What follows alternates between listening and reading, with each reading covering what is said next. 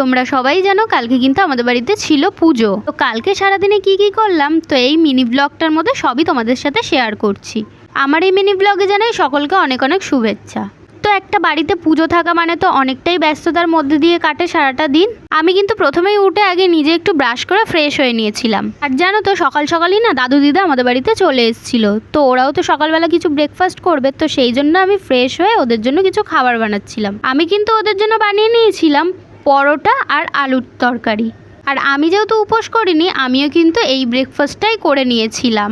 উপোস করেছিল কিন্তু মা আর দাদা।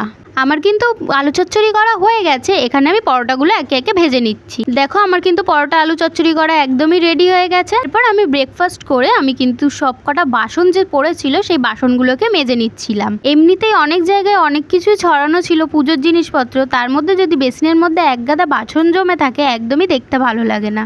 তারপর দেখো আমি কিন্তু এখানে মা বাজার করে এনেছিল সেই আলুগুলোকে ঝুড়ির মধ্যে করে একে একে সাজিয়ে রাখছিলাম ভালো করে।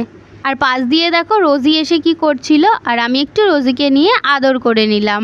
আরও কিন্তু কোলে থাকতেই চায় না। আর এখানে দেখো মা কিন্তু কাটাকাটি করছিল। এখানে খিচুড়ি আর কিন্তু পালং শাক দিয়ে পাঁচমিশালি সবজির একটা তরকারি হবে।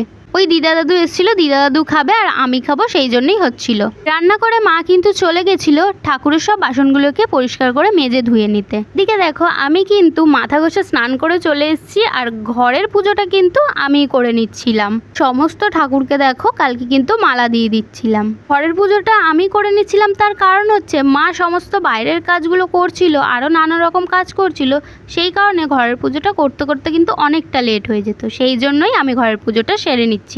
তারপর দেখো আমি যেহেতু মাথা ঘষেছিলাম, তো সেই কারণে ভালো করে মাথাটা ঝেড়ে শুকিয়ে নিচ্ছিলাম। আস্তে আস্তে আমি কিন্তু মাথার জটটাকে ছাড়িয়ে নিচ্ছিলাম।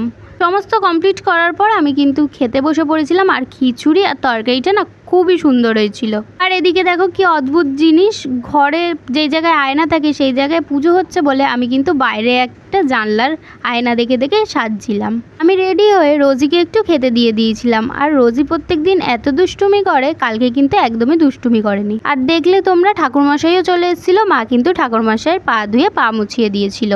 আর তোমরা দেখতেই পাচ্ছ যে আমাদের ঘরের কিন্তু নারায়ণ পুজো বসেও গেছে। নারায়ণ পুজো হয়ে যাওয়ার পর বাইরে কিন্তু বড় ঠাকুরের পুজো হবে।